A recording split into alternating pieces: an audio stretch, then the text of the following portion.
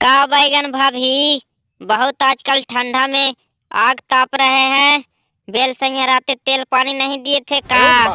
नहीं देवर बबुआ, ठंडा में उनको तेल वाला मशीन में अभी ठंडा लग रहा है, इसीलिए तेल पानी नहीं दे रहे हैं। ठीक है बैगन भाभी, हम चलते हैं अपना घरे। अपना बेल सैया के ठंडा में बचा के रखिएगा, ठंडा बढ़ गया है। ठीक है देवर बबुआ, जाओ, लेकिन तुम अपना देवरानी पर ठंडा में ज्यादा ध्यान दीजिएगा और काम धाम कम कीजिएगा।